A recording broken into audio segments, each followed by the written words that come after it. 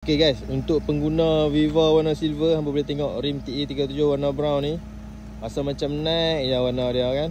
Tidak ni aku pakai CE28 warna hitam, tapi dia punya warna tu macam tak apa nak cun. CE28 pun aku dah pakai lama, mungkin bosan kot. So aku tukar ni pula TE37 warna brown. Okay, size 15 inci. 15 inci proses Toyo proses TR1. Saiz 165, 50, 15. Okey, depan 2 jari. Belakang 3 jari. Aku pakai aku pakai spring 4 flat warna hijau. Okey, ni. Depan belakang 4 flat. Okey, yang mana nak try, apa boleh try juga warna ni. Aku rasa macam cunnya untuk aku.